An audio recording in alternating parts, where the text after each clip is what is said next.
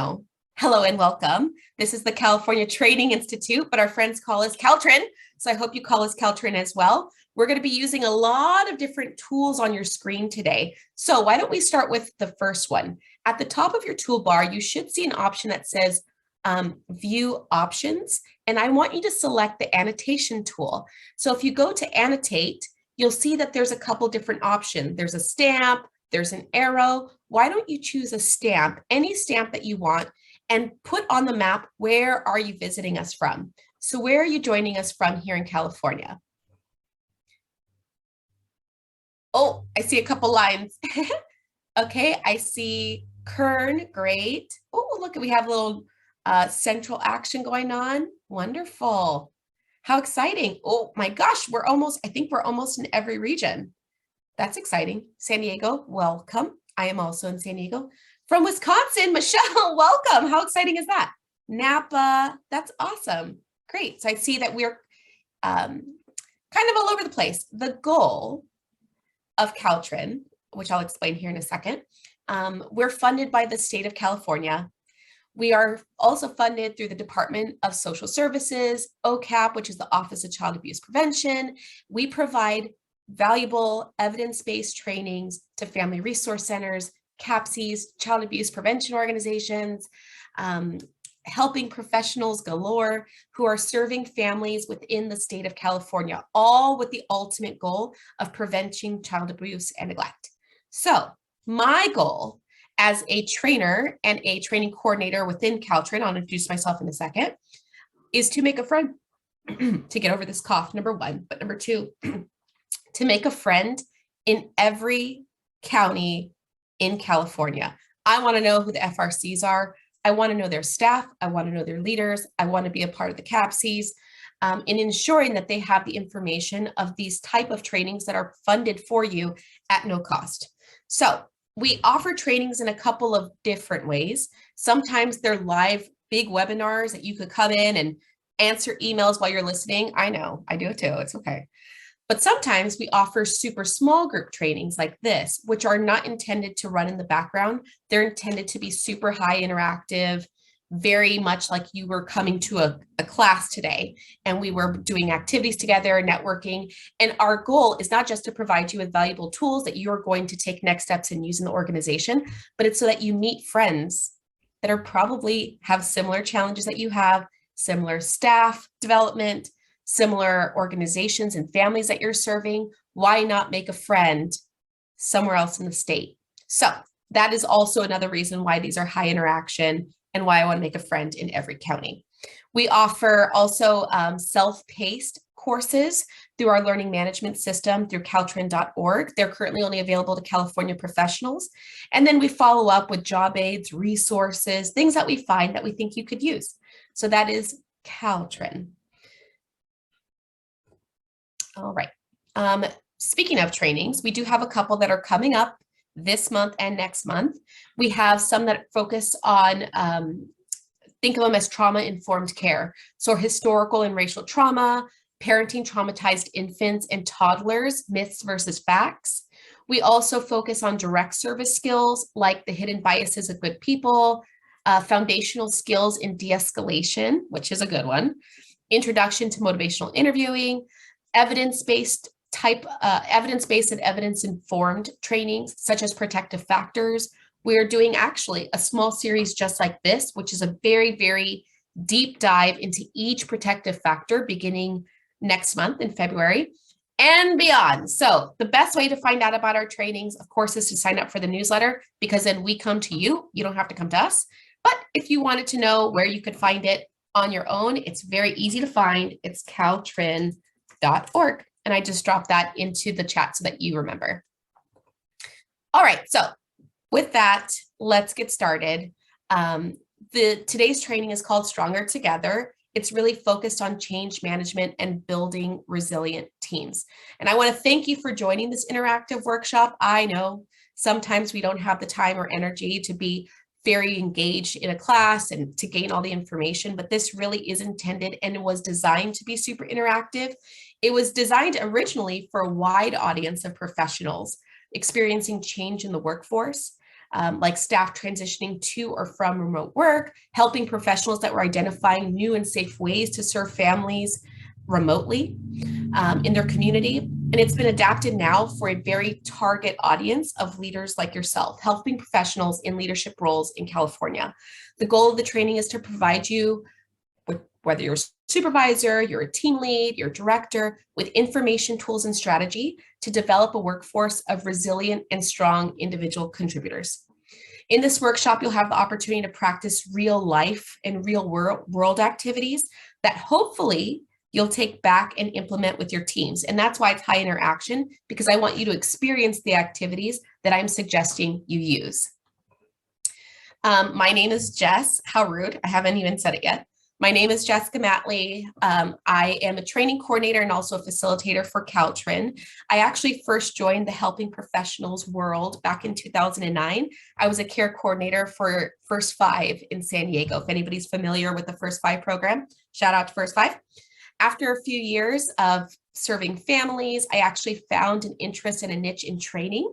And so I started to provide global training and global leadership training for a major global organization.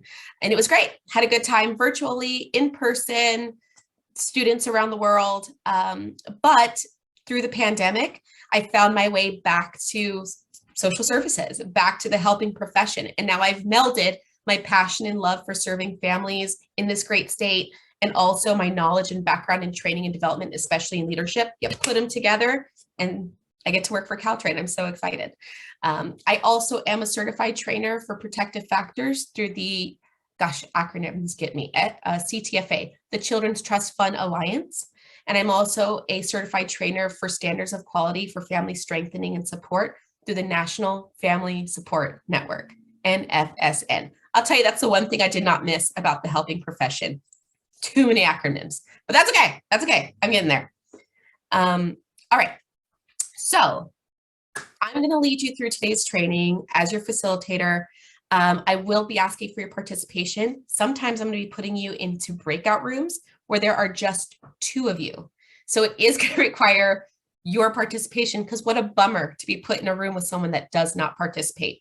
And I don't want that for you. If ever you run into any trouble in a breakout session, in anything like that, please note through your participant panel. So next to your name, or you can find it in your toolbar, there's an option to raise your hand. So if you ever need me, you raise that hand and I will come a running. So with that said, last reminder, there's note-taking slides available in the chat before we dive into our first activity. All right, so I'm going to ask you, this one is you're gonna have to use your body for it. We're gonna jump into our first activity, okay? Before we dive in, this little activity is just to kind of set the stage. So I'm gonna ask you, get your hands, stop touching things. You're gonna put them down on your desk for a second. And on the count of 3, you're gonna cross your arms across your chest, okay? So 1, 2, 3, cross your arms across your chest. Okay, now hold them there for a second. Uncross them, put them back on the desk. Count of 3, we're just gonna do it one more time. 1, 2, 3, cross them back over. Now, chances are, hold them there, that you crossed your arms the same way twice. So can you notice which arm goes over the other? So do you have your left arm, your left hand, or your right hand on top of which one? Okay, take note of which one it is. If it's your left hand on top, great. Now unfold your arms again one last time. Now refold them with the opposite hand on top. 1, 2, 3, go. Right? It takes a second. You're like, which one's my left hand? Okay, so let's try it one more time. Put your hands back on your desk. Now that you know you're going to do it, cross them again with that opposite. So not the one you did the first time, the one you did the second. So cross it with the wrong hand on top. And in that second time, it might have been a little bit easier. Was it just a little, was it harder the first time than it was the second? Probably took you like a second you had to think about it. This activity is a very, very small, silly way of explaining a couple things. One, change feels unnatural. So when you were asked to put the other hand on top, it takes a second, because that's not how you would naturally do it. It did not feel intuitive. You had to think about it. Change can feel unnatural, true. Change can feel uncomfortable. It didn't feel like your arm was right when you went the other way, right? It feels a little like awkward. And the last thing to know is that change is possible with time, patience, and effort. So if we would have ran through that a couple of times, 4, 5, 10 times, then crossing them both ways, which I can now do because I've done this activity too many times, it starts to feel more, it's easier for one, but it doesn't feel as uncomfortable. You don't have to think about it as hard. And when it comes to change management, the theme, the overarching umbrella, the thing to know is it does take time. And yeah, it can be very challenging at first, but you got to hang in there, especially as a leader leading through change. So with that, just to kind of give you an idea of our theme today, that change takes time, I wanted to run you through today's training agenda. We're going to focus on a review of the JCurve change theory model. To my complete delight, I asked in your registration question, I said, hey, do you know about this model? Do you know what I'm talking about? And the majority of you said, kind of, but not really. And I couldn't be more excited about that. I'm so excited to be bringing a topic to you that you may not be very familiar with. On top of that, we're going to stack another idea, another model, which is the team development model. We're going to explore that in how it intersects with change management so that as you're building and leading these resilient, strong individual contributors and teams, you have some different areas to focus on. Most importantly, we're going to have action planning for growth and resiliency. So you're going to be using activities that I'm going to recommend you use with your teams. That's why we're practicing them today. And at the end of this call, you're going to decide what is your next step? What does it look like? And when are you going to implement it? So this whole training was designed so that you have the opportunity to experience the activities recommended for team development. So, I mean, I hate to tell you, but it is going to be very interactive. So you will need to have your cameras on. If you choose to leave them off in the big class, that's on you. But when you get into a breakout room, I'm going to require it because it's very important that you're able to communicate with the people that you're going to be in class with today. So let's get started. All right. We're going to start a quick breakout networking. Excuse me. In this quick breakout session, like I said, you're going to start to make friends, start to get to know people in your area, around the state. And to do that, we're going to take 4 quick minutes. It's not going to be a long activity. And you're going to do some very basic things. You're going to introduce yourself, your name and organization. Tell them how many years you've been in a leadership role. How many staff do you support? And what advice would you give a new leader on their first day? Now that you've been a leader for a week, a year, 10 years, what would be the advice you'd give somebody that you knew was embarking on their first day of a leadership role? All right, welcome back. I know that the breakout rooms are closing, so welcome back. All right, perfect. I see everybody starting to pop back in. That's great. We might be missing a few.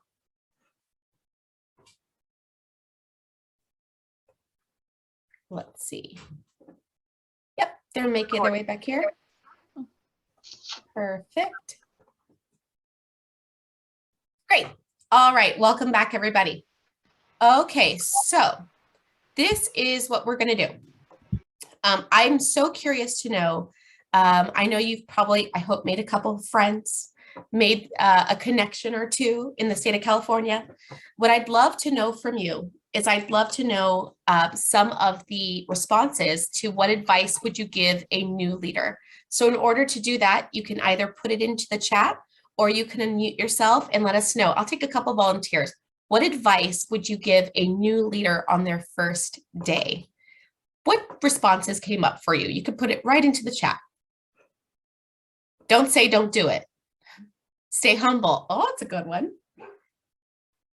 What other advice, helpful tidbits would you give to a leader on their very first day? Do you only want us to chat it or do you want us to tell you? Sure. Let us know, Anne-Marie. Good morning. How are you? Welcome. Doing a little bit of homeschooling in the back for today from COVID related issues. So I'll be on and off camera with apologies. Understand. I met Marie from San Diego YMCA. We talked about not taking it personal. when you get feedback, and somebody might get offended or something like that. The other is reminding this person, whomever they are, that they were chosen for this role in leadership because they're enhancing that group, and that they don't have to prove themselves, and go slow and find the way that we're enhancing them and they're enhancing us. Snap to that. I love it. What I'll say is, isn't it so funny when you realize how much experience and how much sage wisdom you have in hindsight when you're advising someone new? So even when you feel like, what am I even doing? When you're able to advise someone who's just getting started, you kind of have the chance to reflect on how much you actually have learned. And I love that idea of don't take it personal, being able to separate yourself, your emotion from the situation sometimes will only help you lead as an observer and not necessarily in the moment. So thank you so much, Anne-Marie, for that. I see, admit what you don't know and be willing to learn. Absolutely. Have grace for yourself. Good one.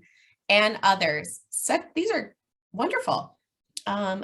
Stay open-minded, leave the personal, and stay professional. Yeah, Regina, I think sometimes in some situations when it comes to rapport building, there's a way to build rapport professionally without having to, spill the tea, as the kids say, to your staff about your whole life. So I understand that. So let's talk a little bit about the JCurve, and it's an introduction to change management. Like I said, I'm so excited that the JCurve wasn't something that many of you were very familiar with. This is a great time and a place to explore that.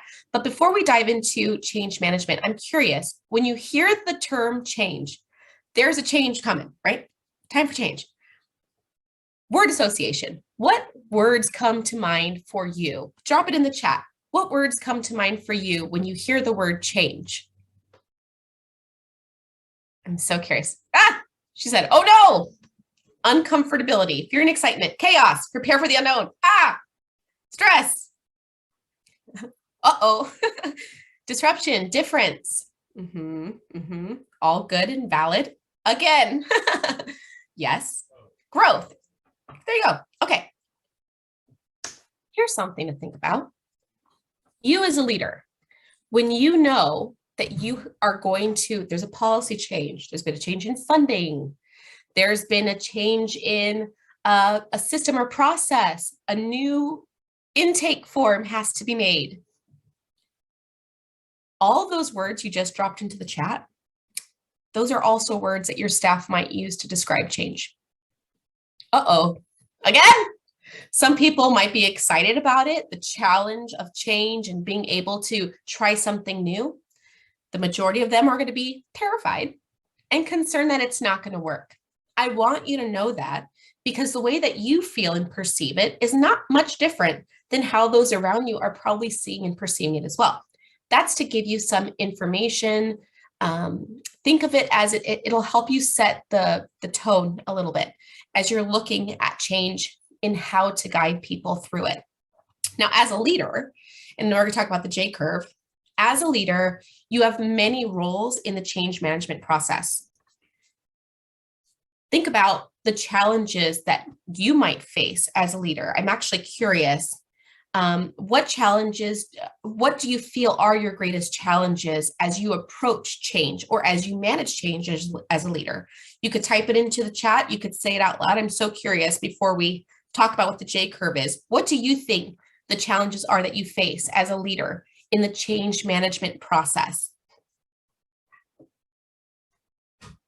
The buy-in.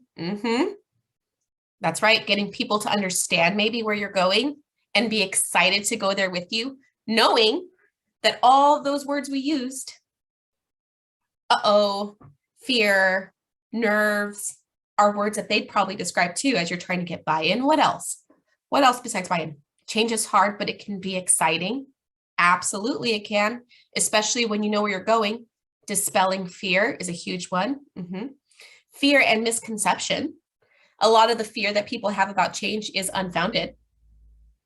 Highlight the benefits. Good one. Being able to first, as a leader, know why this change is important so that you could sell it to the next person. Absolutely. Great. I love these. Thank you. Here's the deal. In a leadership role, you have to know the vision of where you're going. You have to see the top of the mountain. And that's why I use this graphic. It's one of my favorite. I always feel so like empowered when I see it. The idea that you're seeing the summit that no one else can maybe see clearly yet. And as a leader, it's your goal to not only be able to see where you're going and have an idea of how you're going to get there, but the goal is to encourage and equip others to follow you to the summit and to be excited to get there for themselves. And that is the JCurve model and what we're going to explore a little bit about. So why is it called the JCurve? Well, long time ago, a researcher, Elizabeth Kubler-Ross, identified 5 stages of grief that did not follow a linear path. You might have heard about the stages of grief.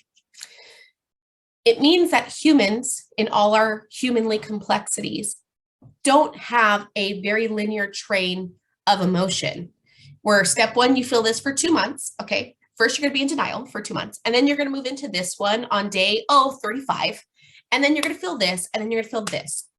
What she identified, it was more like waves of emotion that people can feel in high stress situations or in deep grief. That model, that idea that things don't always follow a linear path because humans are a very intricate X factor,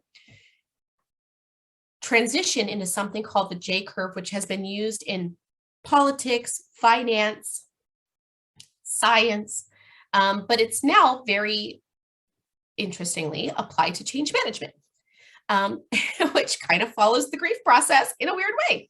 So what we're going to discuss is the path that an individual or a team or organization takes in the face of process of a new process or a change. So on this little graph, what we're looking at, what you can see the vertical line here, represents the productivity and the performance increasing. And along that horizontal plane, we see the time that it takes. On the far left, what we're starting with is the current state. On the top left, right, we're looking at the desired state. Now, when some people think about the JCurve, they think it goes like this. You start in the current state. There's a small dip where there's an impact, an adverse impact on performance as people get used to it. And then they slowly get used to it and boom, look at that desired state. That's not called the JCurve. That's called the W curve for the you wish curve. That is not what it looks like, okay? Change looks more like this. This orange curve describes what a team actually goes through or an individual actually goes through at the time of change implementation through the desired state. It's a deep J. It starts with a cliff drop off in a period of disruption where people forgot how to do their job. They just don't know what's left from right anymore. They're trying to figure out what's expected. Why did we do this? This doesn't make any sense. It was better before. You can think of all the excuses because you've heard them all.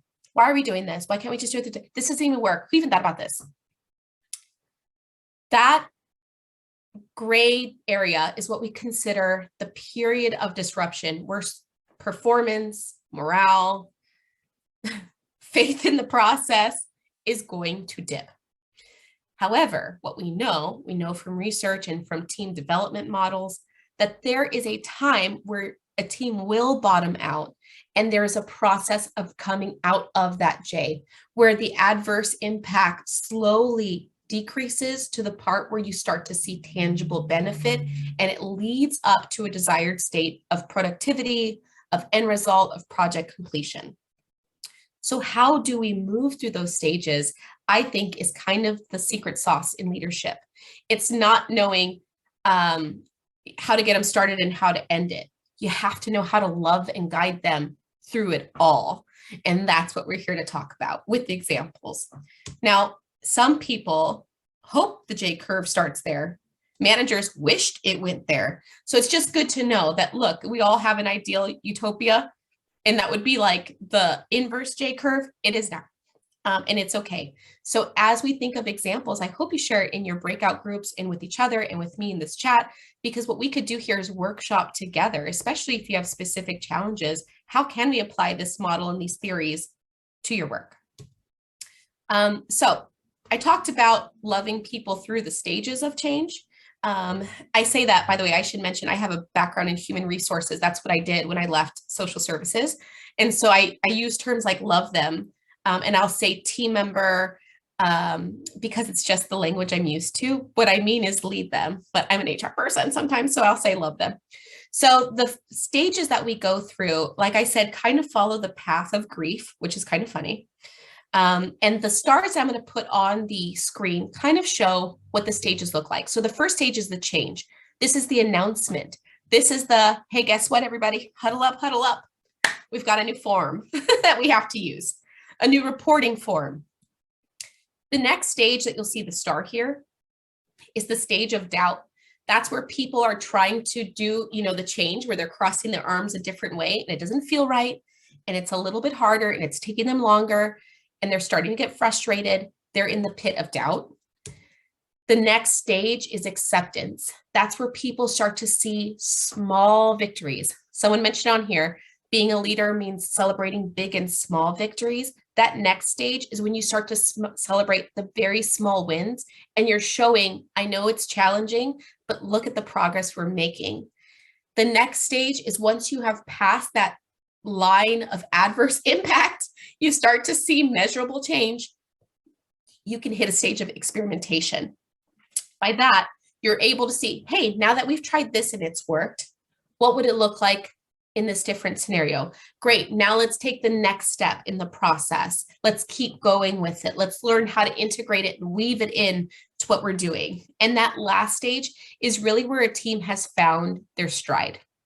They're finding ways to not only utilize it, but leverage it to their benefit. And now they're looking to their left and right to see what other processes might also be affected with a little change as well.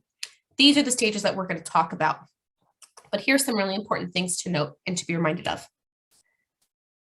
Everyone on the team experiences change differently.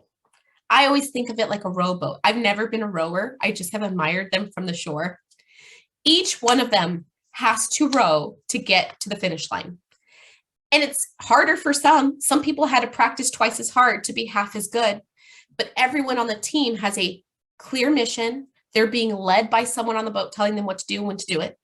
They all have to put in effort, but everyone has a different path to that seat on the boat. And I like to remind people that everyone on the team is going to experience change differently. Some people are excited, some people are terrified, some people are going to leave, some people are going to grow. And everyone on the team has a mission critical role to support a successful change. I saw it in there where someone said an advice that they'd give to a leader on their first day is to remember that every single person on that team has a purpose. I think you said that, Anne-Marie. Everybody on that team has a purpose to be there and something that they are doing. There's a mission critical reason why they're there to get to the end goal. A couple reminders with that. So now we're going to lead into the next activity. Very scientific, super scientific. You blow your scientific brains, okay? And that is, I want you to choose a shape that represents you at work. No wrong answers. Think of what shape represents you at work. Could it be the square, the triangle, the circle, the rectangle, the squiggle? Okay. This is what we're going to do. I'm going to ask you, we're going to go into a breakout, our favorite breakout groups with your friends. And I want you to, I'll probably, if I can, I'll put you in the same breakout group so you don't have to do a reintroduction. But I want you to tell the people in that group, why did you choose that shape? Tell them what shape you chose, what shape you chose, why. And I'm curious how that shape represents you. What are some of the characteristics of that shape that you thought you connected to and why you chose it? Okay, scientific, okay, this is science. So I want you to think of a shape. Remember, take a quick look, write it down. Rectangle, square, triangle, circle, squiggle line. I'm going to push into your breakouts. I'll give you, let's see, we're going to go 5 minutes so that you could share your reasoning. So here we go. All right, welcome back, friends. So I am so curious. I love this particular exercise because I'm so curious to know what shape you chose and why. I'd love to get someone on off mute to share with us what shape did you choose and why? Why do you think it represents you at work? Can I get a volunteer? We'll take two. I'll go. Can you guys hear me okay? Yes. I chose the squiggly line because I kind of see it as a river, so it's kind of fluid and it moves around. And that's kind of the way I see my role and in life in general. I'm really flexible. I'm very open to change. And I'm really just, whatever, if, in my office, there's no bad ideas, and if something's working, it's great.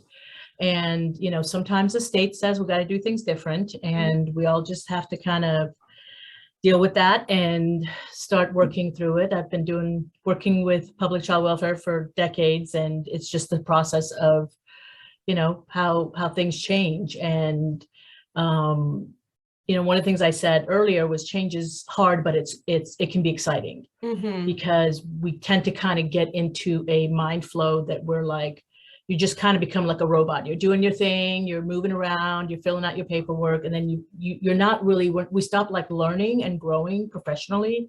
And I think sometimes that change reignites our professional growth, and we start making new neuron synapses and stuff and learning new tasks. So. Totally love it. And and it doesn't get boring sometimes when it changes, right? Nope, absolutely. I hear you. I love that. And I love your example for the squiggly line. That's wonderful. Thank you. I'm curious for someone that might have chosen a different shape or the same shape for a different reason. If you'd get yourself off mute, I'm so curious what you chose.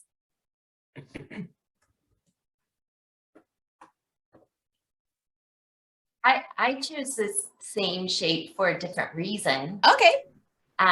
So I chose squiggle because I feel like my job, my role is very broad, and so I feel a little bit all over the place. I've kind of got my hands in a lot of different areas, and so but I like the description that Farnoosh provided of it just being flexible and kind of a river and flowing where the need is, and being able to change, course correct. So those are all awesome things too. But that wasn't why I chose it. Mine is because I'm a little bit all over the place in where I'm involved and help support. So I like it. So you're like what is it, like malleable? You're kind of, you move around a lot. You got your hands a lot of things. I like that. I like the variety too. So that works well for my personality. So love it. Same shape, different reasons. I love that. Thank you. I'm curious if you would just put the name of the shape that you chose in the chat. Let's see what variety we have. I'm always curious if we're like a squiggle group. Are we like a triangle group? We squiggle, triangle, circle, squiggle, squiggle. A lot of squiggles. Surprising. Great. Awesome.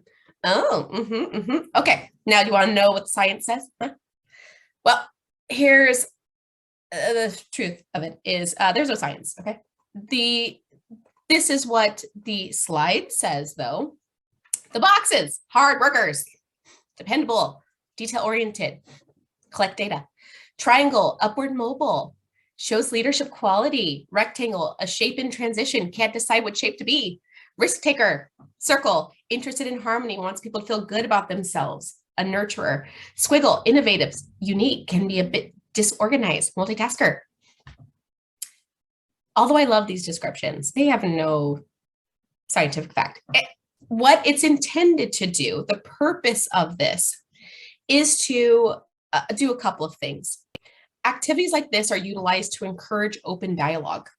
So let's say, for example, we were in a team and I asked you as my team members, as my direct reports, hey, everybody, we're going to do a little activity. I want you to tell me which one of these shapes best describes the challenges and strengths you experience through the change process. Of course, you'd probably say it in different language. Like, what do you think, which one of these shapes best represents how you feel about the process of change? And they say a circle because it completes a cycle, or they, who knows what they say, a squiggle because it's crazy pants. Whatever it is, the activity is less about the shape you choose and any scientific proof of what it means, and more about learning more about your team and leveraging discussions that are light, fun, interactive. It's going to give you insight into what they're thinking without, without having the difficult conversation of like, how do you feel about change? Right? It's different. So examples like this provide us with more tools in our leadership toolbox, our toolkit, ways of building rapport and developing a team of individual contributors. However, it was tailored to better understand, this one was at least, how an individual feels about change or how you see yourself in the change process. It creates that opportunity for dialogue and can allow for opportunities to clear up any misconceptions or doubts, dispel fears, some of the things that we talked about. This is one of many examples you can use in a variety of questions with a team. FYI. Okay. Yes, starting a non-threatening conversation. Because let's be honest, as a leader, I hate threatening conversations. They're not fun. Disciplinary discussions or let's talk about how you feel about it. Oh, they're challenging. Reflective supervision. Oh, such a challenge. But there are different ways that you can approach the conversation in let's say a underhanded throw. You know what I mean? You don't have to throw a fast pitch all the time. So these are the type of examples we'll talk about. So here's a little recap. JCurve is a process which impacts each individual different. Some people love change. Think of all the words that we used. Some people really adverse. Helping individuals understand their unique role through that change process helps them view how mission critical their participation is. And the purpose is not to avoid resistance to change because you can't. There's no Harry Potter wands around here. We can't make people magically want to change. It's to manage the resistance we feel as we feel it. We're managing resistance. We're not avoiding it. You can't. That's the name of the game. So I want to introduce a second model to you that we're going to overlap here for some action planning. This model is Tuckman's theory of group development. I'm curious, you could actually in the chat, or raise your hand if you've heard of Tuckman's theory of change of group development. That's the norming, forming, storming, performing. Would you raise your hand in the participant? You could raise your hand there. Great. Okay. I see a couple of raised hands if you've seen it before. Cool. Norming, forming, storming is something I hear like people have heard before, but they may not be as, they may not know exactly what it means. So I want to introduce this to you as a stacked theory so that we could put them together. Tuckman had this theory of group development based on observations of group behavior in different settings. It describes the different phases a group needs to go through to grow as a team. And I want to say it one more time. The phases that the group needs to go through. They have to hit resistance to grow as a team. It also talks about the stages that represent the necessary and inevitable stages of facing challenges, tackling those challenges, finding solutions, and planning to work ultimately to deliver a result as a team. So what does that look like with the JCurve? Like I said, it's forming, storming, norming, performing, and then some weirdo added adjourning. I hate that. I don't know why can they call it something else? We're gonna strike that adjourning from the record. Get out of here. So let's talk about that first stage, the forming stage. That would be, in my opinion, the beginning of the JCurve before you hit the dip. This is where team members are newly formed. So maybe you as a leader, I don't know how long your team has been together. Maybe you're going through a big shift in this great resignation that we have found ourselves in. You have people transitioning out, you have people transitioning in, you have team members that are used to be remote, they're coming back into the office. This is an opportunity to form. People feel a little unclear about what the purpose is. Team members are getting to know each other through socialization. It's the team building phase. Strong guidance is needed to clearly define tasks for group and individuals. The goal of the forming phase is to set a clear and shared vision, help your team get to know each other since they're all mission critical, and for you to personally build some rapport with them. That is the purpose of this particular stage.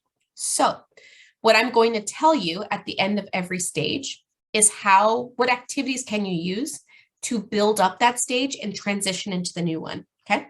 So for the forming stage, this is my favorite activity.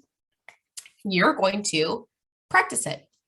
In this activity, you will be with a partner. In some cases, you might have 3 of you. And the goal is to tell a story. You're going to tell your partner or partners a story, a 1-minute story.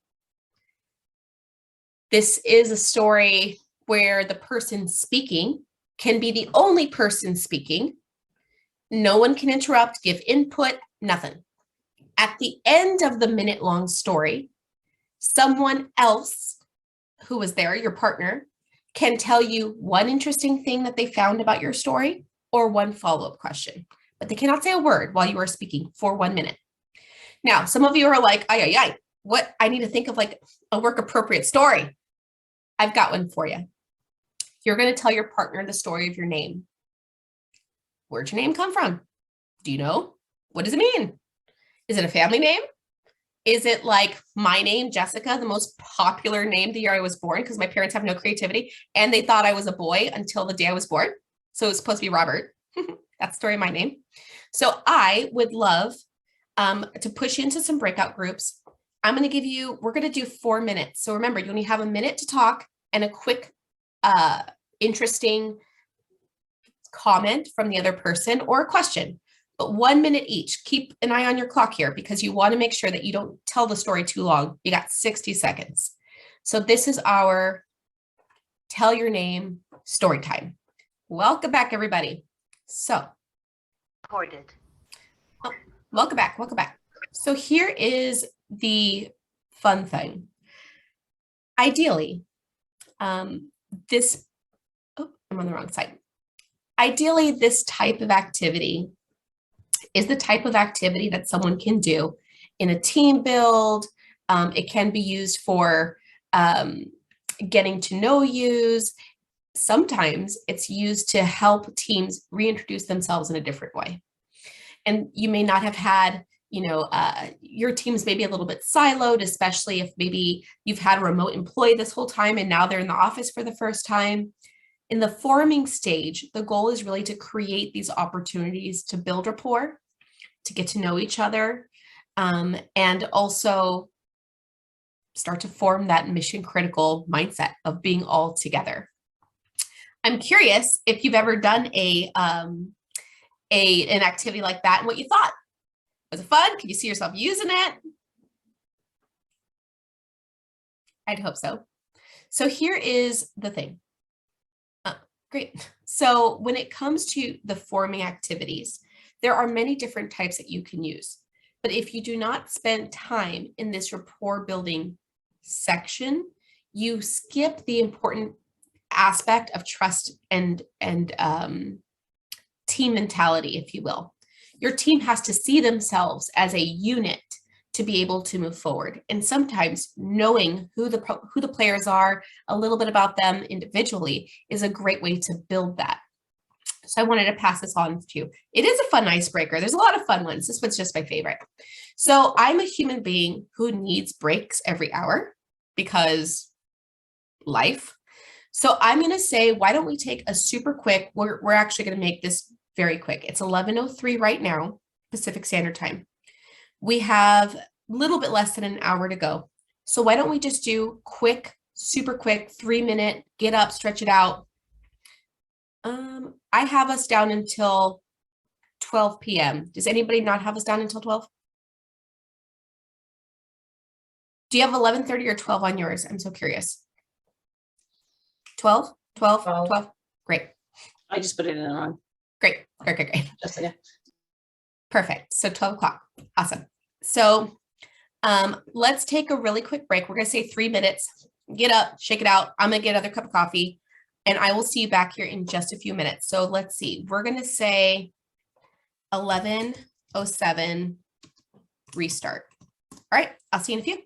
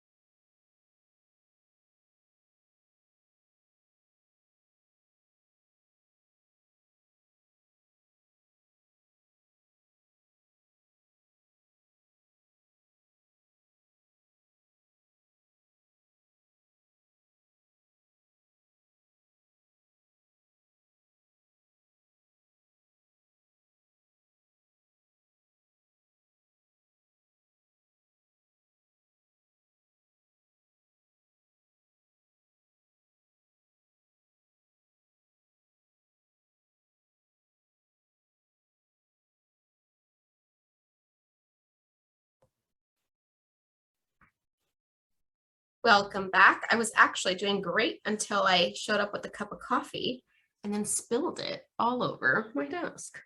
I am sure you've been there and done that, or not, because you're more responsible, but we will survive. Okay, so what we're going to do is we're going to continue on this conversation, looking through the different stages of that Truckman's group theory, and what are the important stages that a team has to go through in order to form and develop as a strong unit. Now, here's the thing.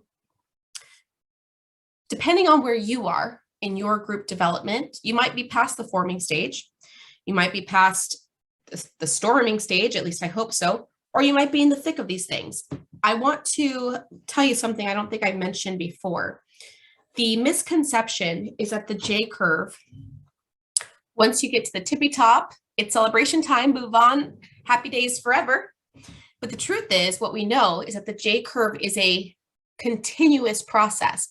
So once you get to the top of a J, it is very likely you will begin a new J. As your team changes, as new processes develop, there's no silver bullets in change management, which means there's no one-time solution. And so that's something to know. So even if you may not be in the forming stage, you might end up there again. So that's why it's important we run through it. So the next stage in Truckman's theory is storming. That would be in the pit of the JCurve. So you made it through the hi, how are yas, and now you're starting that descent into adverse impact on the team. This is where your team members may be resisting the change process. Your one-on-ones are getting kind of long because people are in there telling you how this isn't working.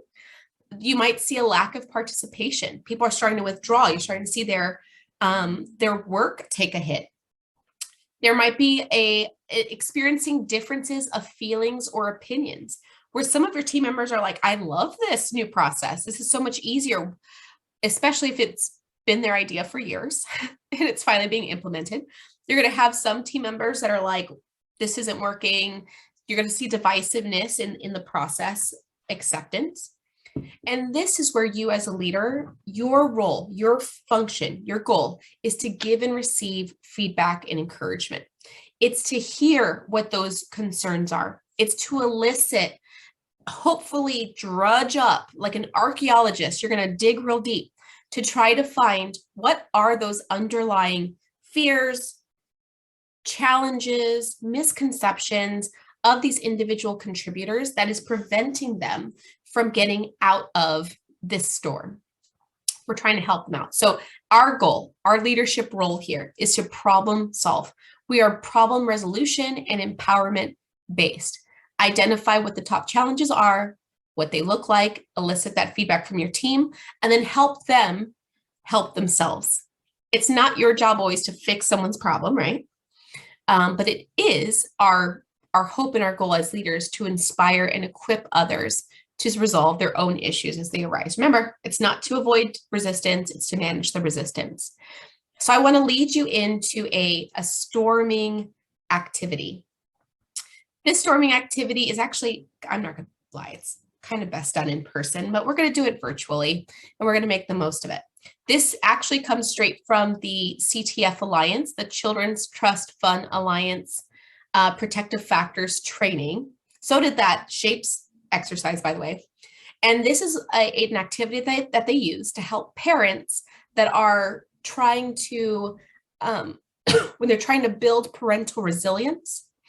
This is something that I like to mirror because it builds team resilience. Sometimes you might have seen this. You've worked with a family and the family has a couple of challenges that have arisen. They may have difficulty paying an important electricity bill. They may have difficulty meeting basic needs. They may have transportation challenges with their child. And when there are multiple factors, they feel like they're so underwater, so in the weeds that there is no way out. This is it. They say, hands up, like the problem is too big. There's no overcoming this transportation. How am I going to get my kid to childcare? How am I going to do this? How am I going to do that? We know as providers, the goal in those situations is to take a step back and to help the family not compartmentalize, but to categorize maybe the challenges that they're having and identify problem resolution one by one. It's not to tackle the whole situation as one, it's to break it into tiny little bite-sized pieces and to equip and empower them out of each situation. Does that make sense? Does that sound familiar? Probably. Same thing with your employees. How is that any different? How is it any different? So our goal here is to help our team members see that there's a problem, see the problem as an like objectify it almost, and as an observer to help them resolve some issues. So here is something that that we could do as an activity. In an activity group, what I would do is I would pass out red dots. Think of them as like red little stickers or blue stickers. I don't care. Pick a color. And you would put it on the palm of your hand. Okay, so let's pretend that there is a little dot on the palm of our hands. Turn off your camera if this is embarrassing to you, but I'm going to ask you to try it just so you can see the exercise before you ever implement it. Once you have that imagined colored dot on your hand, you would hold it up so that your peripheral, I want your sight to be filled with that color. So you would hold your hand as close to your eyes as possible, right? Looking at the color. What I like to do sometimes is have a shape on it. Like I'll have people draw a shape and pass it to their person on the left and the right, put it on the sticker, don't look at the shape, hold it over your eyes. What shape is in the color? Maybe it's a heart, let's say. And people are like, I can't see it. It's too close. Okay, now slowly pull it away and slowly pull it away. What color is it? What shape is it? What is the sticker say? So I love this sticker on the palm activity because whatever it is, whether you have someone choose a random princess sticker or a shape sticker or whatever it is, if it's on their hand and it's really close to their eyes, they cannot see it because it's too close. You have to give it sometimes space and distance and observe it from a different perspective. In the storming phase of a team, the problem that they're having, the challenge that they're having, it's right here. They are not able to see it with a little bit of distance and a little bit of observation. So what we tend to do in these cases, sometimes it's hopefully one-on-one because we don't need a mom mentality asking in a group, but one-on-one, you can ask somebody, what are the challenges you're having? How do you feel about the process? What is working? What is not working? Do you have all the tools and resources that you might need to complete the task? Have them take this problem, put it on the desk and dissect it in pieces that are a little bit easier to address, to problem solve, instead of having someone come in like a tornado telling you how stressed out they are and I'm so frustrated and this isn't working, right? We've heard those, we've had those conversations. It's to break it down. As a leader in the storm, your challenge is to know where the boat is going. Where's the clear water? And to keep the steer towards the clear water. It's not to freak out that the waves are huge, like everyone else is freaking out, because you can't focus on that right now. You're not going to get out of the boat if everyone is freaked out at how chaotic the water is. You have to know where you're going and equip and encourage people to hang in there, and we got to get to the other side of it. So the storming phase, I find, is really where leaders start to separate. What I see, at least in my experience with leadership, I see leaders get very angry that the plan that they have thought of for months, that they planned out, they had a deadline and a map and a project timeline, that people aren't on board with it, that it's not working, that they're offering solutions that would work if people would take the steps, but they're not taking the steps. So what I see there is a lot of frustration. People start to get resentful, start to build a little bit like towards certain team members who are making this harder than it needs to be, right? We've all been there. I think that is probably where most leaders start, is the frustration of like, what? There's no book that told me this was going to happen. But we know, and especially when it comes to group development and leadership development, that this is where leaders start to build resilience. This is where they start to build experience in understanding that they have to adapt to the different language of their team. Some people are going to need direction. They need a step-by-step. They need a plan. They need to know where we're going 5 days from now. Some people just need to know what to do today because they're just trying to survive it right now. It's where adaptive leadership forms. And I think that's where leaders start to separate, and you start to see, think about your experience as an employee who's been through change. Think about leaders that have led through that change and that did it very effectively, that you felt, even when you were nervous about it, you trusted them and you went with it. Think about the leaders that didn't handle it so well, that were just as freaked out as you were, and now you're both panicking. And where are they leading you? And I'm curious because there is so much experience on this call. When you hear about this storming activity and you think about change and the difficulties of change, if you have an example, you don't have to be specific about your organization. If you have an example of a time that your team experienced a change, and it didn't even have to be one that you led, it could have been one that you were a part of, and you had a leader effectively lead you through it. I'm curious if anyone has an example like that and can talk a little bit about some of the characteristics that made it possible to get through the change. I'm so curious. If anybody, I want to dissect it, just maybe 3 minutes. I won't make it painful, I promise. Also, someone asked about note-taking slides, so I'm going to drop them in the chat one more time while you're thinking. I have one. Ooh, ready. My biggest experience is when I first became a leader. Not only was I new leader, the structure changed completely. So I had 1 leader and 2 assistant leaders for 6 divisions, kind of 6 areas, for years. I want to say 10 years. And all of a sudden, these 3 leaders that everybody has known for years, they moved up and then got broken down into smaller leaders where it was 1 leader, 2 divisions, and then 2 assistants to this leader, and then each one had 3 leaders within them to take on. So then the structure changed completely. And one of the leaders, which was one of the assistants, was new and had like all these new ideas and different views that nobody has really experienced prior. They weren't bad, they were just different. Okay. And she led with confidence and compassion. And when she made a mistake and it didn't work out, she didn't try to put it under the rug. She said it clearly.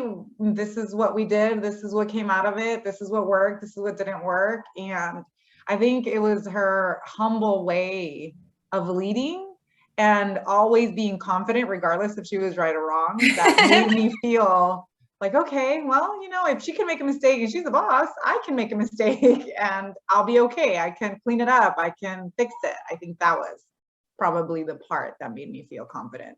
I think that is such a great example. I'm so grateful that you shared it, Maria. And I'm curious, and again, you don't have to give us any specifics. Mm-hmm. Have you ever been through a change that was not effective, with like that you felt like, ooh, I don't know about this one?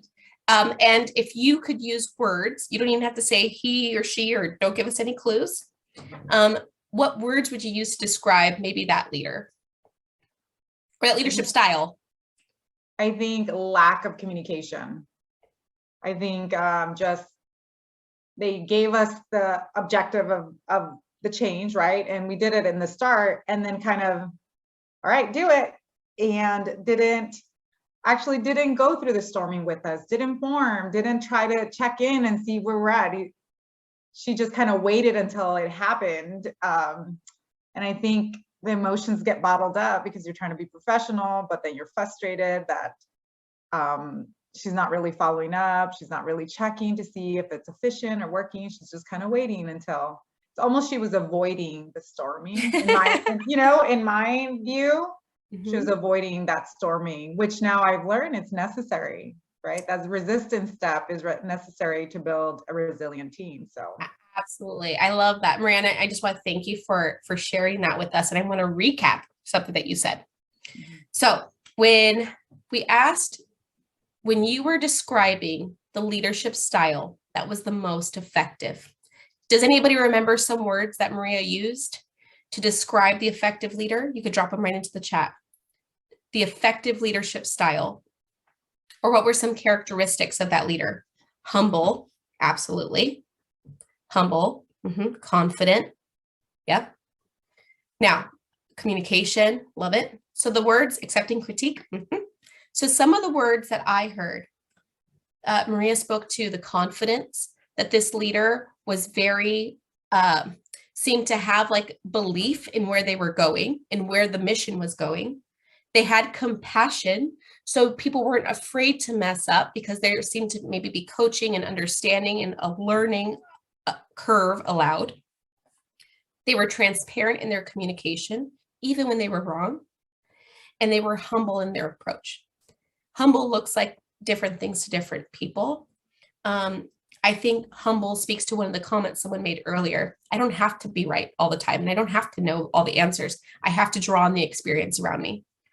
Now, on the other side of it, some of the words that were used to describe a leadership style that was not effective. Does anybody remember that one? What were some of those leadership styles that were not as effective? I wrote down a couple. Avoidance. They said, I'm sorry, did you say there was going to be stormy water? Great, great. This is my exit. They said, let me out, let me off. Lack communication. I heard that the person had great vision. They say, we're going to the mountaintop, right? See you there. And then they left. They didn't say, I'm walking it with you. So it's vision with no follow-up. Did not storm with the team. Watched from the safety of the shore is what they did. They said, hey, it's going to be choppy waters out there, right? Let me know how it goes. And they didn't say, let's do it together. Which when you think about that leadership style, it's disconnected. I think that the leaders want to be in the trenches. They want to be there with you. And you know what makes you a leader in the trench is that you're not freaking out that it's storming. You're not freaking out. You're like, yeah, the water's rough. It's going to be real nice when we hit clear water. It's this way. Let's go. I think the leadership role is difficult because you do have to do a lot of, I always say leadership starts from the inside out. You have to know, what are you made of first? What are your triggers? How are you going to manage your emotions, your self-care, your doubts, your fears, your insecurities? How do you manage those? Because if you cannot do it for yourself, it's going to be real difficult to get someone else through it. So I always say start from the inside, but that storming activity is to help set the tone that leaders are in the boat in the storm. They're not on the shore. Okay, so here we are. We're in the storming phase. We're in that doubt. Everyone's freaking out. So how do we move into the norming, and what does norming look like? So we were in the forming stage. We dropped into the storming phase, and now we're coming into the clearer waters, the norming stage. In this stage, team members are finding an alignment. They're finding a rhythm. They're finding some cohesion. The purpose and the goals are well understood. Even when there was objection to the goal was clear on where we were going. There's individual and group recognition. This is those small wins. How are you celebrating individuals through the change? Not just, hey team, great job. And we could talk about feedback all day, every day. I think there's a formula to it, but in your team, the feedback that you're giving, yes, I love celebrating team wins, especially team wins that highlight cohesion, communication, cross-departmental collaboration. Yes. However, individual contributors are collectively making up this team. So how are you finding the time and opportunity to recognize them individually for their individual contribution?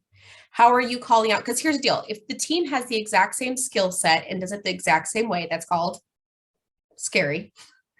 I don't think that's normal, right? What we need is a mixed group of experience, background, history. All these different things are what make a team strong, because you could kind of come at different angles. So how are you individually recognizing the unique skill set that each person is bringing to that team? Yes, we are moving towards a common mission, but your unique skill in the way that you uniquely do it is an asset to this team. And let me tell you why. Let me tell you how it contributes to the big picture and why we need that skill set here.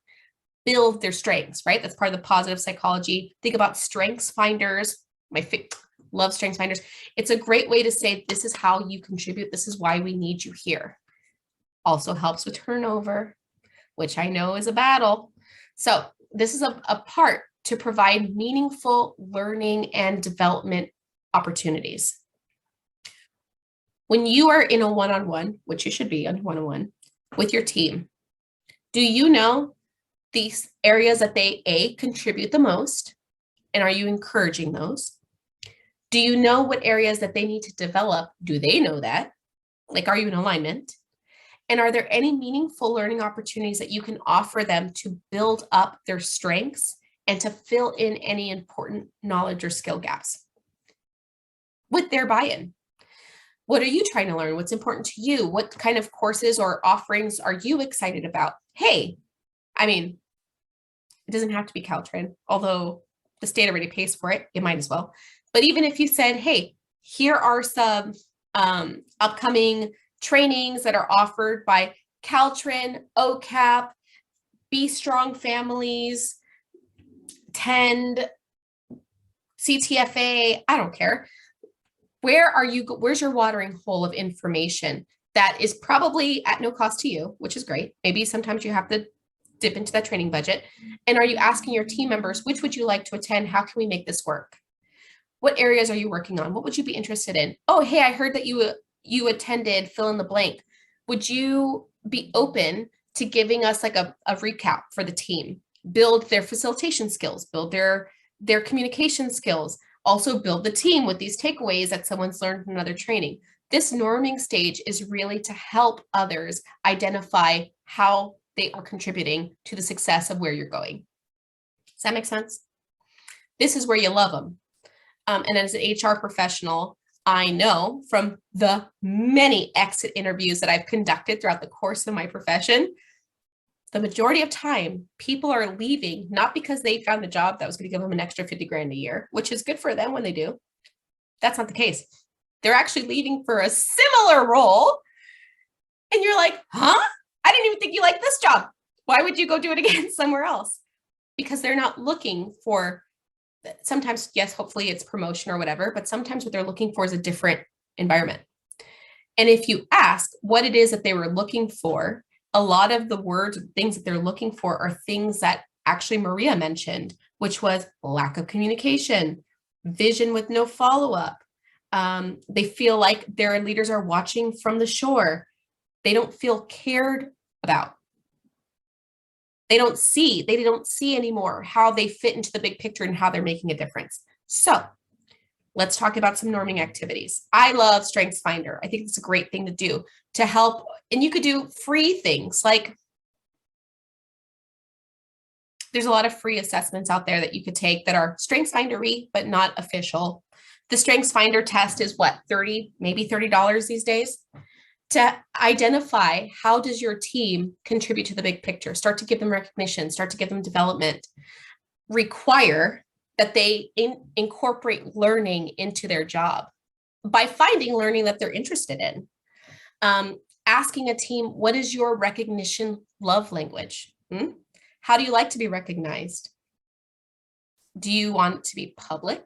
I'm actually curious for the leaders on this call, when you receive recognition individually, yes, I know you're humble, I love it, but when you receive individual recognition for your job, what do you like? What is meaningful to you? Drop it in the chat. I'm curious how different they are. Some people might say, honestly, I know it's silly, I want a certificate I could hang in a wall. A handwritten thank you note. I think that's wonderful. A specific recognition, not just, hey, go get him, Tiger. It's, hey, you're doing really great at this metric or at this skill, or, hey, I was at your presentation yesterday where you gave that follow-up to whatever, the case study. And I thought the way you communicated that was really clear. The PowerPoints are really helpful. As a matter of fact, I would say that you facilitate very well. I don't know if you know that. Recognition from staff members that I'm leading. That's a great one. Specific recognition. Gifts or food. Yes, Maria. potluck time when it's my time, you know what I mean? So a personal conversation. Yeah. And here's the thing. Does your leader know that about you? Maybe not. Have you communicated that to them? How helpful would it be if you knew what your staff wanted?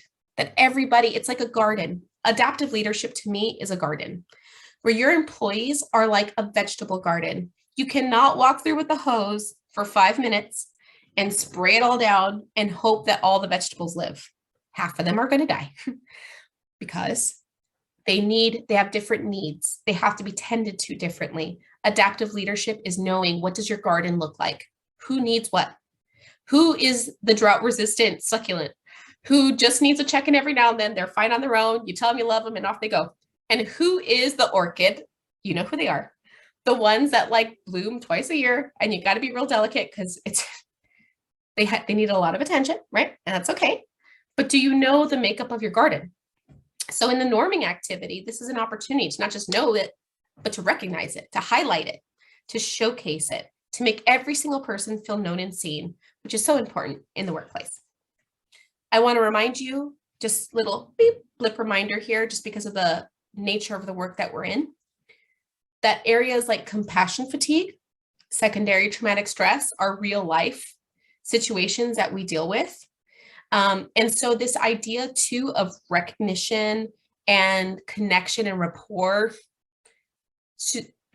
reflective supervision, these are all ways that we can also check on people, check on their heart, right? Not just their hands. Do you recommend asking them or finding out in other ways? Well, I always do love a creative activity. So I think finding out kind of like those squiggle lines, right? Where you ask silly questions to get deeper understanding are fun. But I personally, I remember I had a new team member fun fact sheet. And in that fun fact sheet, on a first day or in the first 30 days, it could even be done now if it's never been done. People answer questions. What's your favorite color? What form of recognition do you like? You can even give them options that they could circle. What shape represents you, right? Silly things. I think it's okay to ask those questions to get to know you. And it can even be done in a one-on-one. It could be incorporated and woven in. But yes, I think sometimes if you don't know and it's not clear, you have to directly ask. But I think it's fun to make it fun, you know, with a little sheet, because why not? Okay, so we went through the forming stage. People get to know each other. The hi, how are yous? Then we fell into the storming phase where it just got real. All that change you talked about is actually happening now. Now we're moving into the norming phase where every individual contributor is starting to find a rhythm. They're starting to find their own row, right, to move us forward. Now we move into what starts to become the performance. This is where we talk about high functioning teams, high performing teams, high retention teams, and that would be the performing stage. We're talking high productivity, confident individually and collectively, confident and empowered or equipped is another word I like to use, team members who are able to work with little or no direction or oversight. Now, that doesn't mean that you see them on their annual review and then like, I don't see anymore. It means that they typically are able to be given deadlines, activities, tasks without much concern for follow-up. This is where you start to hit as a leader, less of management.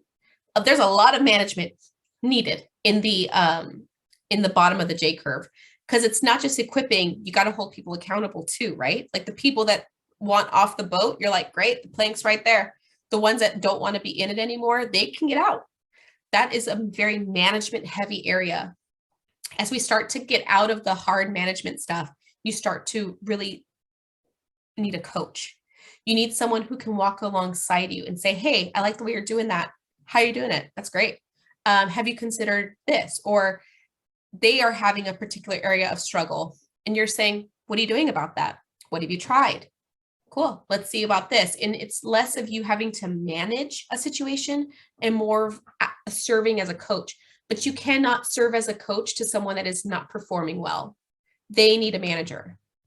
Coaches are for high performers, higher performers, I should say, that have the buy-in, have like the drive to want to do it. If you're encountering a very difficult performance situation, it's going to be real hard to coach that. That needs management.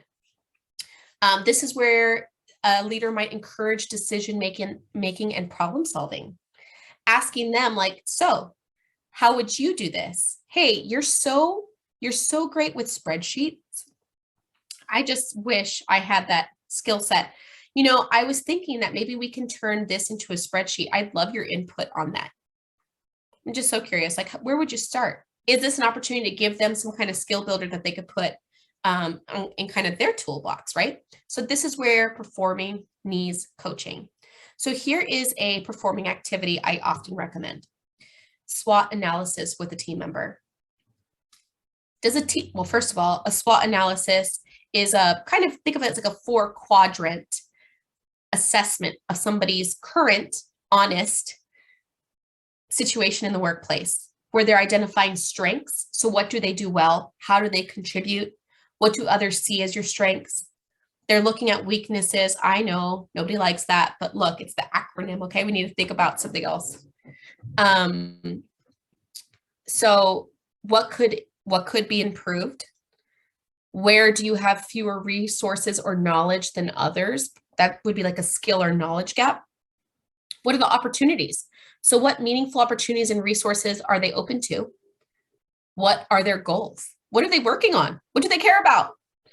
Do they want your job one day? Great. It's good to know. That's called succession planning.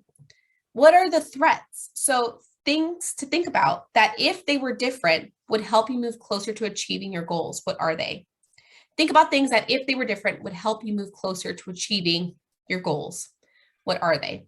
And threats can sometimes be major obstacles.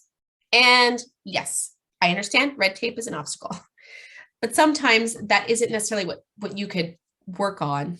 But in this SWOT analysis, have you asked an employee to do one for themselves? Have you been a part of it? Think about this as a career development plan. This is a place to show them that not only do you have a place here, but you have a place here now, and you have a place here in the future. And there are steps we could take to get you to where you're looking to go. Ways that we can utilize and leverage your skill set in a way that serves our organization, our families, and our team. This performing activity can really only happen after the hard stuff. It's unfortunate, but true fact. So I want to put these together for a second because we talked about the JCurve. Now we've talked about Truckman's theory of group development, and I want to show you how they overlap. I've kind of talked about it throughout the way, but I want to give you a small knowledge check because I'm like that. So do you remember for number 1, is that considered the storming, performing, norming, or forming phase? What would you say? You could drop that right in the chat. A, B, C, or D? D. Correct. Yes. That D stage is really where people are getting to know each other before the big change. This is an opportunity to get people ready. I almost think about like, I don't know, action movies. In an action movie, like especially historical action movies, they would talk about like soldiers getting together and having meal and celebration before they leave, like as an opportunity to bond, get together, get like their mind straight, and then go do some work, right? And I think here, this forming stage is really a part to get people together so that they individually understand where they're going, where the team is going. You're setting that vision and that excitement, but you're also not lying to them. And you're not saying it's going to be so easy. No, you're saying, hey, we are going to encounter some choppy water, y'all. And here are the tools we're going to use when we get there, because but we'll be prepared for it. And we're going to get through it together. And these are the different things that we're going to do collectively, individually to get us through it. You're not promising smooth sailing. And then all of a sudden you hit a hurricane and no one knows what to do. It's a communication. It's saying, we're going to do this together. We're going to figure it out. In that 2, anybody remember what that one is? We have storming, performing, or norming left. That's right.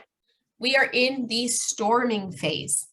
this is that dip that you promised was coming. And you also told them that you would help them figure it out when you got there, and that each person was going to individually contribute to the problem resolution.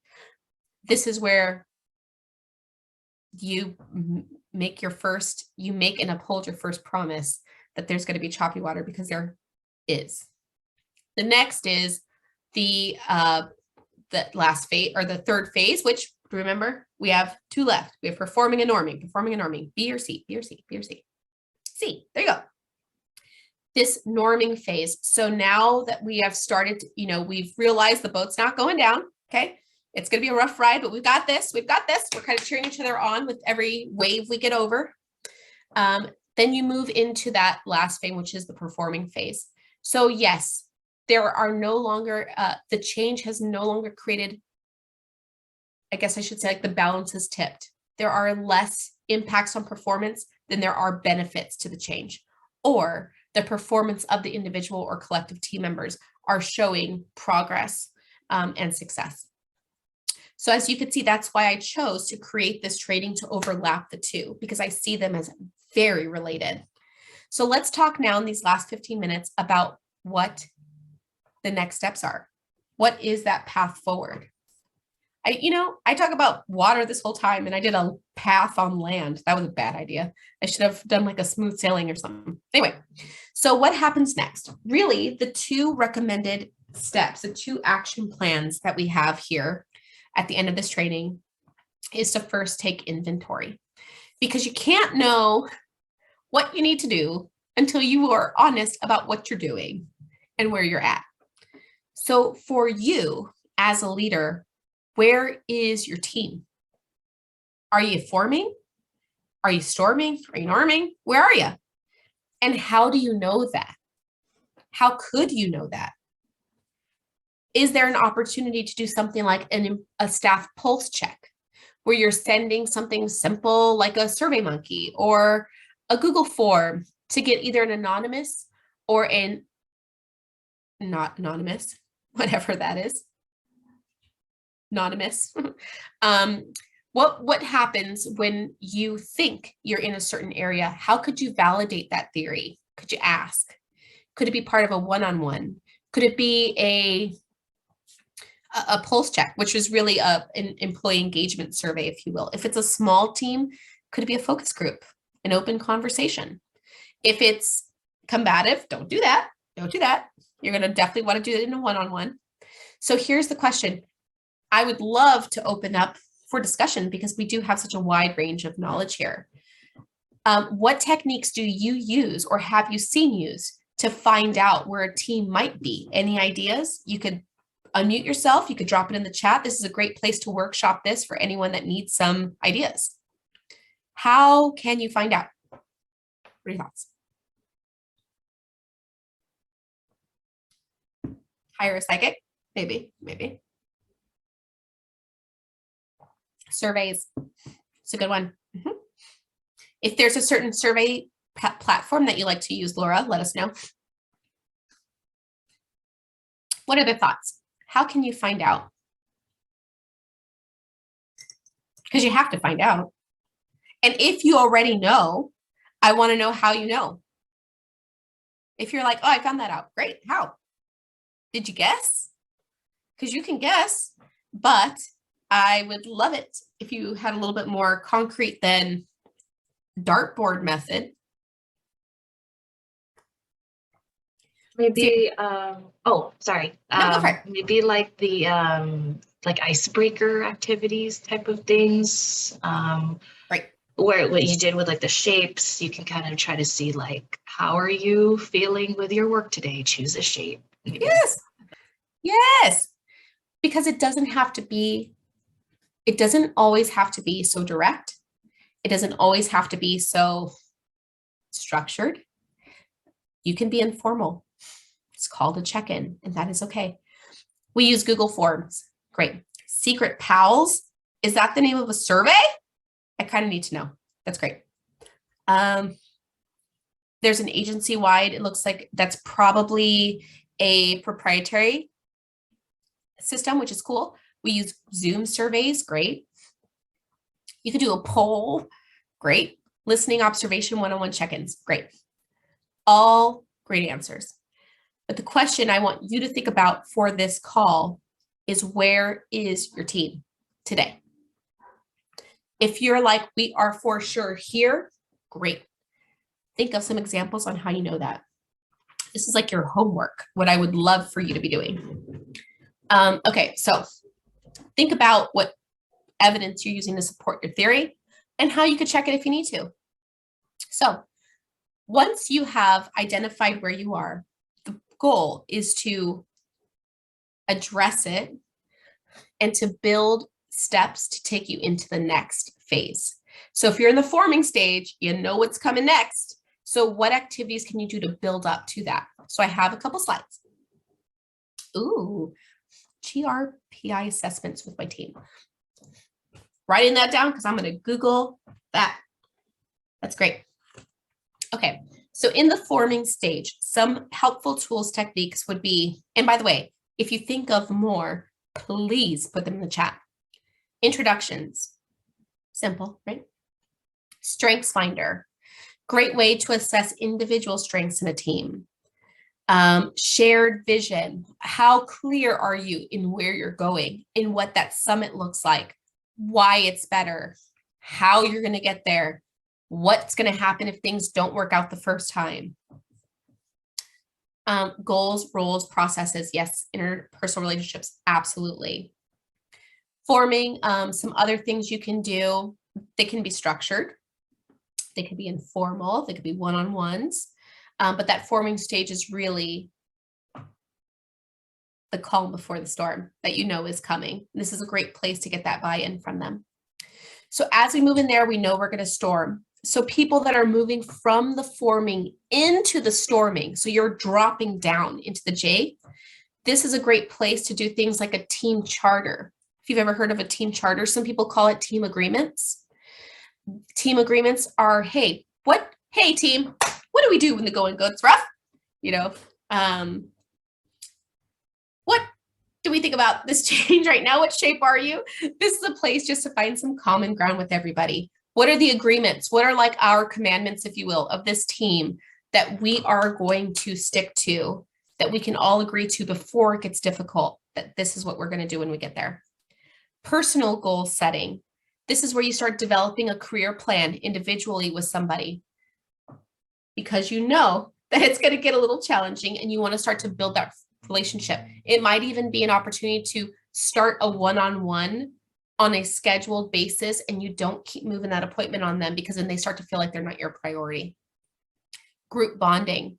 Get people to know each other so that they start to trust the person to their left and right. Once they hit that storming phase, you know we're going to be there for a little bit, and we need to get them from the storming into the norming phase. Couple things we can do. Team building. This is an opportunity for people to continue to grow their skill set. Great place for a team builder where you help them with small wins, even if it's fun stuff like, let's see if we can build a tower with straws 4 feet high. Let's see how much over that we could go. You get people using their hands and being cohesive. You're just building skill set that they could use in their toolbox. This is a place to talk about healthy conflict. The HEART model. Anybody remember the HEART model? Capital HEART for hear, empathize, apologize. Don't help me. I can remember this. Resolution and think. There we go. Whew. So these type of models are to teach people that we don't avoid conflict on this team because we're human. We manage conflict on this team. We grow because of the conflict on this team. Or how are you giving them healthy conflict tools to use? This is where people need to build trust and rapport, because they have to believe that they're getting out of the storm, and you have to identify the small victories that are getting them there. And as you move from a team that's norming into a team that's performing, this is where you're building social connection. This is where you're maybe building cross-departmental, cross-organizational teams, recognition and meaningful opportunities. We've covered these, but I wanted to kind of give it to you in a flow. You have it in your notes. So we got 7 minutes left, and I am a trainer of my word. I'll get you out on time. I want to know in the chat box, if you would, what is one activity, one idea, one takeaway, if you will, one thought, one thing that you can agree to implement with your team based on where they are right now today?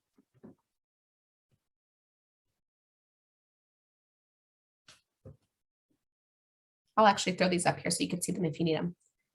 A SWOT analysis. Yes, Casey or Cassie. It's Casey. Casey. I actually only know Casey's. So when it's a Cassie, it really throws me off. One-on-one meetings. Great job, Lori. Now, for Casey, my question is your SWOT analysis. Do you have a template for it yet? If not, what time are you going to take this week to find one?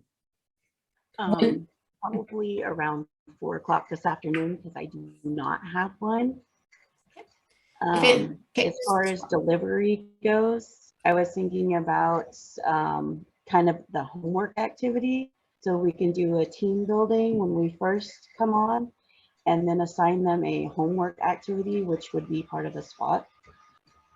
Love it. What do you think? Yes. So 4 p.m. we're finding it. And what day are we rolling it out? What day is your team build? On Monday. Ooh, okay. So this is how we take things from idea to implementation, right? It's got to go on your calendar because you and I both know it gets busy and someday can only be found in the month of February. So we're going to find some time here. Now, I saw someone say the one-on-one meetings. So Lori, are you currently doing one-on-one meetings or is this going to be, are you structuring them out with your team? This is Lori. No, I'm not actually. That is a goal for me this year to do one-on-one meetings. So it's been in my thought process. And then we got closed down again due to COVID. So we are in the, we were at norming heading to performing, and then we had a complete 180 because of COVID. And we are currently hanging out in the storming phase. So I hear you. we've got to get back. So we're going to use the one-on-ones to get back into the norming and performing. Love it. Would these one-on-ones be virtual? For a couple of employees, yes, but for those that are in office, they will be in person. How often, ideally, would your one-on-ones be? As I've been thinking about it for the year, it will start out every 2 weeks with a very specific agenda to make sure that the employee is being heard and it is all about the employee and not some of the other things that can creep into one-on-ones. So it'll be very specific. It will, because I have a small team and it's new, we will do every 2 weeks for the first 2 months. And then after that, it will go monthly because it kind of works with our calendar here and our activities that we have as well. Great. Can I give you some thoughts just from experience? Oh yeah, definitely. Well, first of all, I love it. When would be your deadline, your personal deadline to have your first one-on-one, like to have the first one-on-one on the calendar by? Because you said this year, and this year there's a lot of days in this year, Lori. So we want to make sure it's sooner than later. It will actually be starting in February. Ooh, so okay. actually on my list this week to complete is to get the way our organization works. We do this huge annual planning and everything. So I had to wait for a couple of specific dates, but it will be starting the first week of February. Way to go. Yeah. So one just quick thought for you is asking, is it possible to get any feedback from your team, what they would like to cover in a one-on-one before you roll out a structured agenda? That is what I'm hoping for. Is I am working on my email with what the agenda would look like, and leave it up to them to add any input that they would like to see, because one-on-ones for my small team in our rural area, it's going to be a change for them. Sure. Well, I agree with you. And I think the messaging, which is great. Great. I think something to think about is, hey, team, we're going to be starting these one-on-ones. Very excited about it. I would love your input on what would you like to cover in this? I have some ideas. but this is an opportunity for you to tell me some of yours. And maybe some of the things that they recommend are things that were already on your agenda. So you could say, hey, based on your suggestions, here's some of the things that we're going to do. Thank you so much for mentioning following up. I think this was, very helpful. You're like, I was going to do it anyway, but that's great. So this is an opportunity for you to build some street cred with your team. And way to go. Michelle says, anyone else struggling to have solid team building activities during the pandemic? Michelle, I'm going to just say yes for the group because that's got to be the case. By the way, if anyone has to leave the call, because I'm going to stay on for at least another 5 just to answer any random questions, I'm dropping your survey so that you can get your certificate in the chat right now. But I would say, Michelle, something that I have seen done in the virtual space, because it's difficult. For example, our team. I recommended that our team do a team build together during the holiday season. So we purchased gingerbread kits and mailed them out to the team members that were in the county. And then we were all we built our virtual, we had our virtual get together building our gingerbread houses. Now, what if you sent out an envelope with some of the activity pieces needed for your team build? Even if they were the shapes, and you said, pick a shape and hold it up to the camera. Which one did you choose and why? Maybe it is some type of, let's build something together. Maybe it is an activity that has some type of interactive component that you can send out. Painting, that's a good one. It's a great one. Guided painting, yes. They could be big, they could be small. They don't have to be intricate. The dollar store has really cute little craft things that kids make. That is a break away from the traditional. Yes, you have to mail them out. But listen, it'll be worth it. So here's the last thing I'm going to mention. I'll put it in the one more time because I know people have to go. I want to honor your time. In the survey, I believe I didn't build it, but they asked a question if you would like to come together again as a group for any follow-up or next steps. I love follow-up and next steps. I don't remember if it was built into this program. I don't think it was. If it wasn't, I have held reunions, if you will, for people to come back and to share their action plans. But in the meantime, if there was anything I can ever do, I being CalTrin, to serve you, to offer any information, any guidance, we hope that you reach out to us. You'll see on the screen, you can follow us through CalTrin, sign up for the newsletter. My name is Jessica Matley. I'm one of the training coordinators and a facilitator for the program. So I just want to thank you so much for your time today. Want to encourage you to take this action. My favorite quote is, my leadership advice was never leave the scene of an inspiration without a next step. Do not let that excitement that's bubbling up, that cannot be recreated over dinner again. Okay, you have to ride the momentum now and put a date on the calendar. Is there some type of timeline that the stages of the team development model follow? I wish. There's no timeline, just like the stages of grief. I think the best way to know is to keep temperature checking. So it could take a team a very short amount of time, depending on how long they've been together, what the complexity of the project is, how big the change is.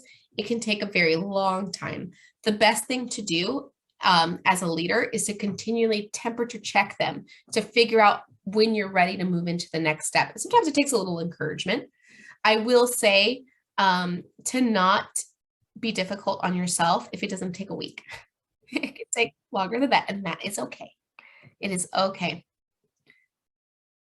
Okay, so listen, you've got my time. I am more than happy to be here with you. If anyone has any specific questions, please type them in the chat. Please unmute yourself. Please let me know how I can serve you.